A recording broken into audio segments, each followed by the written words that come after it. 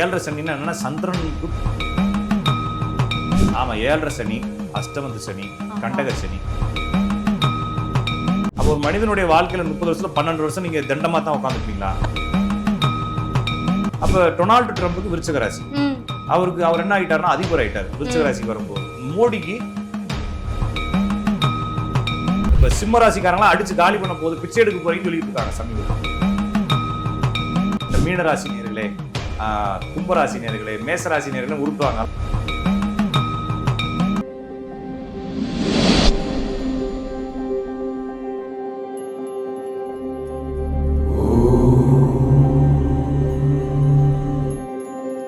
பக்தி சேனல் நேயர்களுக்கு வணக்கம். இன்னைக்கு நம்ம கூட ராஜநாடி கா பார்த்திபன் சார் இருக்காரு. வணக்கம் சார். வணக்கங்க. இந்த ஏழரை சனின்னு சொல்றாங்கல்ல, அதை பத்தி கொஞ்சம் சொல்லுங்க. ஏழரை சனி, அஷ்டமத்து சனி, கண்டக சனி. ஏழரை சனின்னா என்னன்னா சந்திரனுக்கு 12, சந்திரன் இருக்க ராசி, சந்திரன் இருக்க ராசிக்கு 2, சந்திரன் இருக்க ராசிக்கு 8வது இடத்துல சனி போறது, அப்புறம் சந்திரன் இருக்க ராசிக்கு 7வது இடத்துக்கு சனி போறது. இதெல்லாம் வந்து ஏழரைங்கிறது அந்த 2 2 12 1, இது வந்து 8, அப்புறம் 7, இதெல்லாமே வந்து அஷ்டமம், கண்டகம், ஏழரை இப்படின்னு சொல்றாங்க இல்லைங்களா. இது எல்லாமே வந்து கெட்டது கிடையாது. இவங்க கெட்டதுன்னு சொல்றது வந்து அப்ப என்னன்னா சனி ஒரு சுத்தி வரதுக்கு 30 வருஷம் ஆகுது. அப்ப இதுல ஒரு 3 கட்டத்துக்கு 7.5 வருஷம் ஆச்சா, இதுல ஒரு 2 கட்டம், 7வது கட்டம் 8வது கட்டம், அப்ப இதுல ஒரு 5, அப்ப 12.5 வருஷம். அப்ப ஒரு மனிதனுடைய வாழ்க்கையில 30 வருஷத்துல 12 வருஷம் நீங்க தண்டமா தான் உட்காந்துருப்பீங்களா? ஓகேங்களா நான் சொல்றது.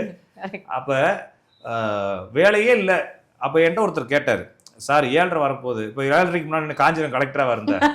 ஒன்றும் கிடையாது இல்லையா, அப்படியேதான் வாழ்க்கை போகும்போது கொஞ்சம் கொஞ்சம் ஏற்ற இருக்கு. அப்ப சந்திரன் மேல் சனி போகும் பொழுது என்ன நடக்கும் அப்படின்னா அவருடைய வாழ்க்கையில பயணங்கள் ஆரம்பிக்கும், வீடுகள் கட்டுவாங்க, நிறைய பேர் பாத்தீங்கன்னா சக்சஸ் ஆவாங்க. இப்ப விருச்சிக ராசியில சனி வந்துகிட்டு இருந்துச்சு. விருச்சிக ராசியில சனி வரும்போது விருச்சிக ராசிக்காரங்களுக்கு எல்லாம் அப்படியே ஜென்ம சனின்னு சொல்லுவாங்க. அப்ப டொனால்டு ட்ரம்புக்கு விருச்சிக ராசி, அவர் என்ன ஆயிட்டாருன்னா அதிபர் ஆயிட்டாரு விருச்சிக ராசிக்கு வரும்போது. மோடிக்கு ஜென்ம சனி, அப்ப என்ன ஆயிட்டாருன்னா மறுபடியும் அவரு பிரதமர் ஆயிட்டாரு. அப்ப அவங்களாம் ஆயிட்டாங்க, நம்ம மட்டும் தான் கஷ்டப்படுவோம்னு சொல்லி வச்சுக்கிறாங்க. இல்ல அப்படிலாம் கிடையாது, எல்லாருக்கும் நல்லதுதான் நடக்கும். ஒரு மனிதனுக்கு 7.5 சனி தான் வந்து நிறைய நன்மைகளை செய்யும். சரிங்களா. இது யாருக்கு துரோகம் நடக்கும் அப்படின்னா, இப்போ நீங்க பாகுபலி படம் பாத்தீங்களா? பார்க்கல? சரி பாத்தீங்க அப்படின்னா ஓகே. இப்ப பாகுபலி படத்துல பாகுபலி ஹீரோ, அந்த ஹீரோவை நம்ம தனியா வச்சுக்குவோம். அந்த படத்துல ஒரு சாதாரண கேரக்டர், அந்த கூட்டத்துல இன்னும் கோஷம் போடுறாரு இல்லையா, அந்த கேரக்டர் ரெண்டையும் தனித்தனியா ஜூம் பண்ணி வெளியே எடுப்போம். இப்ப இவருடைய லைஃப்ல என்ன பிரச்சனை இருக்கு? கோஷம் போடுறோட லைஃப்ல ஒன்றும் இல்லை, அவர் ஜாலியா இருக்கிறாரு, ஒரு குடும்பம் நடக்குது, வேலைக்கு போறாரு, கூட்டத்துல வந்து மன்னனுக்கு இதாக கோஷம் போடுறாரு. அவரை யாராச்சும் அடிக்க போறாங்களா? அவர் வந்து நைட்டு வந்து வீடு குதிச்சா கொலை பண்ண போறாங்களா? ஆனா பாகுபலிய போட்டு தள்ளிடுறாங்க கண்டிப்பா இல்லைங்களா. அப்ப எவ்வளவு பெரிய போஸ்டிங் போறீங்க, எவ்வளவு சக்சஸுக்கு போறீங்களோ அவ்வளவு டேஞ்சரஸும் லைஃப் இருக்கு. அப்ப ஒரு மனிதன் சக்சஸ் ஆகும் பொழுது அவனுக்கு யாருக்குமே அவ்வளவு சக்சஸ் ஈஸியா வராதுங்க. இப்ப நம்ம என்ன நினைக்கிறோம்னா, நிறைய பேர் என்னுடைய மைண்ட் செட்ல நிறைய பேர் பேசுவாங்க, நான் அவங்களுக்கு சொல்லி கொடுப்பேன். ஒருத்தன் இந்த பக்கமா ஒரு பென்ஸ் கார்ல போறான், பெரிய வண்டியா இருக்கு. அப்போ உங்களுடைய பார்வை இந்த பக்கம் திரும்பி பெரிய ஃப்ராடு பயிலா இருப்பான் பொழுது தான் தோணுது இல்லையா? இல்லைங்க, சில வாட்டி ஏன்னா அவ்வளவு பெரிய காசு வச்சிருக்கணும்னா அவன் கோடீஸ்வரனாகனா அவன் ஃப்ராடா தான் இருக்கணும்ன்ற நம்மளுக்கு மைண்ட் செட் இருக்கு. அந்த மைண்ட் செட் தான் நம்மளை கோடீஸ்வரனாக்காம வச்சுக்கிட்டு இருக்கு. ஓகேங்களா. அவன் அவ்வளவு கஷ்டப்பட்டுருப்பான், அவனை உட்கார வச்சு கேட்டீங்கன்னா அவன் எவ்வளவு டெக்னிக்கலா அந்த லைஃபை ஹேண்டில் பண்ணிட்டு வந்தான்னு தெரியும். சரிங்களா. அது எப்படி அவன் ஃப்ராடு பண்ணா காசு சம்பாதிக்க, நீங்க நேர்மையாவே வந்து எப்படி காசு சம்பாதிக்க முடியாம போயிடுச்சுன்றப்ப நம்மளுக்கு காசு சம்பாதிக்கிறது வழி தெரியாதனால அவன் மேல பொறாமப்படுறோம். அப்ப ஒரு மனிதன் சக்சஸ் ஆகணும்னா அவன் அவ்வளவு ஈஸியா, இப்ப நான் என்ன சொல்லுவேன்னா, பேங்க்ல திருடணும்னா எவ்வளவு கஷ்டம் தெரியுங்களா? நம்ம ஃபர்ஸ்ட் நம்ம என்ன செய்யணும், நம்மளுடைய மான அவமானத்தை விடணும். யாராச்சும் தெரிஞ்சுட்டு அசிங்கமாயிரும், அதையே நம்மளுக்கு முடியாது. அப்ப அடுத்தவனுக்காகவே வாழ்றோம் நம்ம. ஃபர்ஸ்ட் அந்த எண்ணத்தை விடணும், அதுக்கு ஒரு ரிஸ்க் எடுக்கணும். சுட்டுட்டான்னா என்ன பண்றது, இவ்வளவு பயத்தைங்க. அப்ப அது அவ்வளவு ஈஸி இல்ல. அப்ப எவ்வளவு ரிஸ்க் எடுத்து ஒருத்தன் ஆட்டையை போடுறான்.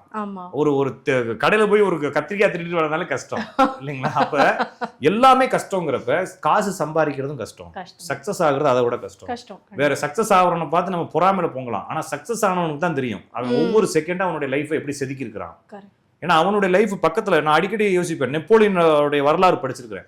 நெப்போலியன் எப்படி பாத்ரூம் போனாருன்னு எங்கேயுமே எழுதவே இல்லை இல்லைங்களா. அப்ப அவன் பட்ட கஷ்டம், அவன் பட்ட வேதனை அவனுடைய பர்சனல் லைஃப்லாம் எழுத மாட்டாங்க. அப்ப நம்ம வரலாறுகள்ல சக்சஸ் மட்டுமே படிச்சிருக்கோம், அவனுக்கு பின்னால் இருக்கக்கூடிய வேதனைகளையும் புண்களையும் படிக்கல. அவன் ஒருத்தன் கோப்பையை எவ்வளவு தூரம் உயர்த்தி காட்டுறான்னா அவன் கால் ஃபுல்லா புண்ணா இருக்கும் இல்லைங்களா, அவ்வளவு கஷ்டப்பட்டு ரணப்பட்டிருப்பான் அவன் சின்ன வயசுல. அப்ப பாகுபலியினுடைய கஷ்டங்கள் அப்படிங்கிறது அவனுடைய வெற்றிக்கு காரணம்.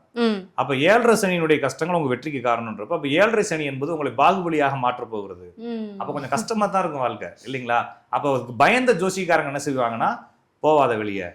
அப்ப அம்மா சொல்லுவாங்க இல்லையா, ஏன்டா இங்க இருந்து அவ்வளவு தூரம் போற, அமெரிக்கால போய் வேலை பார்க்கணுமா, இங்கே அம்ஜிக்கரையிலே இருறா அப்படின்னு சொல்லுவாங்க இல்லைங்களா. அது மாதிரி ஜோசிக்காரன் உங்களை என்ன பண்ணுவான், டவுன் பண்ணுவான். ஆனா உங்களுக்கு வெற்றி அந்த இடத்துல தான் கிடைக்கும்ன்றதுனால 7.5 சனியில கண்டிப்பாக வெற்றி கிடைக்கும். இந்த அஷ்டமத்து சனி, கண்டக சனி என்பது அது பாவக ரீதியா வருது. அஷ்டமஸ்தானம் சொல்லுவாங்க, 7ஆம் ஸ்தானம், 8ஆம் ஸ்தானம், 7ஆம் ஸ்தானம். இந்த வந்து சந்திரனுக்கு பார்க்கும்போது நம்ம பாவக ரீதியா பார்க்க தேவையில்லை. இது ஜோசியர்கள் முரண்பட்டு சிந்திக்கிறாங்கன்னு அர்த்தம். அப்ப 7.5 சனியை வேணா நீங்க எடுத்துக்கலாம், என்னன்னா சந்திரன் மேல சனி போகுதுன்னு எடுத்துக்கலாம். 7லயும் 8லயும் சனி போறதுக்கு பாவக ரீதியா தான் நம்ம பார்க்கணும், சந்திரனுக்கு பாவக ரீதியான கணிதங்கள் கிடையாது. அப்ப சுத்த ஹம்பக். அப்ப 7.5 சனி ஹம்பக் தான், ஆனா ஓரளவுக்கு எடுத்துக்காங்க, அது சக்சஸ் ஆகக்கூடிய பீரியட்.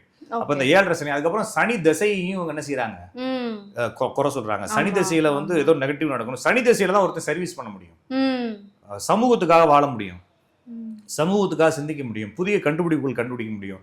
உங்களுடைய இப்ப நான் வந்து இப்ப ஜோசியரா இருக்காங்க, இப்ப நான் ஜோசியரா இருந்துட்டு நான் வந்து எனக்காக ஜாதகம் பாக்குறேன், வர கிளைண்ட் சம்பாதிக்கிறேன், என் பொண்டாட்டி கொடுக்குறேன், என் பிள்ளைகளை படிக்க வைக்கிறேன், சொத்துக்கள் வாங்குறேன், இப்படியே என்னோட லைஃப் போயிருது. திடீர்னு வந்து 4 பேருக்கு தெரியற அளவுக்கு நான் வரேன். இப்ப நம்ம 2 பேரும் பேசுறப்ப சொசைட்டில யாரோ ஒருத்தங்களுக்கு பயன்பட போகுது, யாரோ ஒருத்தங்க பாக்குறாங்க, என்ன ஏதோ ஒரு நாட்டுல இருந்து பாக்குறாங்க. அப்ப இந்த மாதிரி நான் சொசைட்டிக்குள்ள வர்றதுக்கு இந்த சனி தசை உதவுது. எனக்கு சனி தசை இல்ல, நான் சும்மா சொல்றேன், புரியுது. அப்ப சோசியலா, அப்ப சமூகத்துக்காக நம்மளுடைய பங்களிப்பு அதிகமாகிறது இந்த சனி திசையில தான். அப்ப நிறைய பேர் சனி திசையில தான் வந்து பொது பணிகளுக்கு வராங்க. அப்ப சக்சஸ் ஆகுறது, பொது பணிகளுக்கு வர்றது, தலைமை தாங்கக்கூடிய பண்புகள், இது எல்லாத்தையும் சனிட்டு இருந்து தான் கிடைக்குது. அப்ப சனி திசை நடக்கிறப்ப இது நடக்கும்.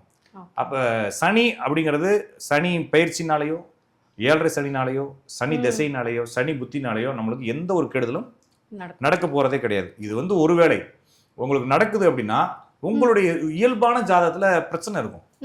ஓகேங்களா. இப்போ ஒருத்தன் பிச்சை எடுக்கிறான், அவனுக்கு 7.5 சனி நடக்குது, நீ பிச்சைக்காரனா இருக்கடா 7.5 சனி சொல்ல முடியாது இல்லையா, பிச்சைக்காரன் தான் ஆல்ரெடி. அப்போ ஒருத்தர் அம்பானிக்கு 7.5 சனி, அப்ப 7.5 வருஷம் அம்பானி ஒரு 7.5 வருஷம் கம்பெனி மூடி வச்சா எப்படி இருக்கும்? ரிலையன்ஸுக்கு போர்டு இன்று முதல் கடை அடைப்பு, அம்பானிக்கு 7.5 சனி நடக்குதுன்னு போட்டா எப்படி இருக்கும்? அப்படி செய்யறதுல இல்லையா, எந்த ஒரு பெரிய ஆளுன்னு பண்றதுல. BMW கார் 7.5 வருஷம் மூடுனாங்களா என்ன? எல்லா கார் கம்பெனியும் ஓடுது, எல்லா ரெஸ்டாரண்ட்டும் ஓடுது.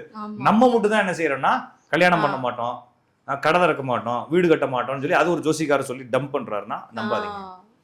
அதாவதுங்க ஜாதகம் என்பது, நான் திருப்பி சொல்றது, நம்ம ஓடுறதுக்கு ஒரு பூஸ்ட் மாதிரி தான் சரிங்களா. நம்ம ஓடுறப்ப கொஞ்சம் கலைக்குது, இலைக்குது, கொஞ்சம் தாகம் தீத்தா நல்லா இருக்கும் அப்படிங்கிறப்ப கொஞ்சம் நோண்டு ஒரு மடக்கு தண்ணி குடிச்சிட்டு ஓடுற மாதிரி தானே தவிர, நீங்க ஏதோ அந்த ஓடக்கூடிய தலைமை ஜோசியம் நீங்க நினைச்சிட்டீங்கன்னா தோத்துருவீங்க. ஸோ ரொம்ப போட்டு குழப்பிக்க தேவையில்லை. இந்த வரக்கூடிய சனி பயிற்சி இதை தான் செய்யும். 7.5 சனி தான் கவலையப்படாதீங்க. இந்த மீனராசி நேர்களே, கும்பராசி நேர்களே, மேசராசி நேர்களே உருட்டுவாங்க, அதெல்லாம் கவலையப்படாதீங்க. எந்த ராசிக்காரங்களுக்கும் இப்ப சிம்ம ராசிக்காரங்களாம் அடிச்சு காலி பண்ண போது பிச்சை எடுக்க போறீங்கன்னு சொல்லிட்டு இருக்காங்க சமீபத்தில். அப்படிலாம் யாருக்கும் எதுவும் நடக்காது சரிங்களா. யாருக்குமே எதுவுமே நடக்காது. உங்களுடைய ஜாதத்துல இருக்கிறதா நடக்கும். ஒருவேளை உங்க புள்ள வந்து நீட்ல படிச்சு பெரிய அளவுல டாக்டர் ஆகணும் அப்படின்னா அது 7.5 சனியில இருந்தாலும் நடக்கும். ஒருவேளை உங்களுக்கு 7.5 சனியே இல்ல, உங்க புள்ள வந்து படிப்பு நிறுத்திட்டு வேற வேலைக்கு போகுதுனாலும் அதுதான் நடக்கும். அதனால வந்து மாற்றமே இல்லை. இந்த சனி பயிற்சிகள் உங்களுடைய வாழ்க்கையில் உங்கள் விதி எப்படி இருக்கோ அது நடக்கிறதுக்கான டயத்தை சொல்லுவே தவிர உங்களுக்கு விதி இல்லாத ஒன்னத்தையும். இப்ப நம்ம வந்து வெறும் தயிர் சாதத்தை ஸ்விக்கில ஆர்டர் பண்ணிட்டு பிரியாணிக்கு வெயிட் பண்ணக்கூடாது இல்லைங்களா. உங்களுக்கு நீங்க என்ன ஆர்டர் பண்ணீங்களோ அது உங்களுக்கு ஓப்பன் பண்ணே இருக்கும். அந்த ஆர்டர் பண்ணதை யார் எடுத்துட்டு வர போறாங்க, சனி எடுத்துட்டு வர போகுது. அப்போ உங்களுக்கு விதி எப்படி ஆர்டர் ஆயிருக்கோ அதைத்தான் ஓப்பன் பண்ணா இருக்கும், உள்ள வேற எதுவும் இருக்காதுன்றத புரிஞ்சுக்கணும். ரொம்ப போட்டு குழப்பிக்க தேவையில்லை. இன்னொரு விஷயம், உங்களுடைய வாழ்க்கையை புரிஞ்சுக்கிறதுக்கு நீங்க ஜோசியமே பார்க்க தேவையில்லை. உங்க தாத்தா, உங்க மாமா, உங்க சித்தப்பா, உங்க பாட்டி இவங்கெல்லாம் எப்படி வாழ்ந்தாங்கன்னு ஒரு தடவை பாருங்க. அதே வாழ்க்கை தான் நீங்க மறுபடியும் வாழ போறீங்க சரிங்களா. ஏன்னா உங்க ரத்தத்துக்குள்ள அந்த ரத்தத்தை தான் நீங்க எடுத்துட்டு வந்திருக்கீங்க, அந்த வாழ்க்கையை தான் மறுபடியும் நீங்க வாழ்வீங்க. ஸோ ரொம்ப போட்டு குழப்பி தேவையில்லை. நான் அடிக்கடி சொல்றது என்னன்னா, ஒரு பெரிய சக்சஸ் மேனுடைய குடும்பத்துல பிறந்த யாரா இருந்தாலும் சக்சஸ் ஆயிடுவாங்க. எண்ணம் போல் வாழ்க்கை, குணம் போல் தான் வாழ்க்கை, குளம் போல் தான் வாழ்க்கைன்னு சொல்றாங்க. அப்ப நீங்க எந்த குளத்துல பிறந்திருக்கீங்களா, உடனே இந்த இடத்துல ஜாதிய பாகுபாடெல்லாம் நான் பேசல. இதுல ஜாதியும் கிடையாது, ஒண்ணும் கிடையாது சரிங்களா. இப்ப ஒரு குளம் இருக்கு அப்படின்னா, ஒரு ஜாதி இருக்குன்னா அந்த ஜாதிக்குள்ளே கஷ்டப்படுறவன் இருக்கான்ல, அப்ப அவன் தாத்தா பாட்டிமே அவன் கஷ்டப்பட போறான்னு நான் சொல்றேன்.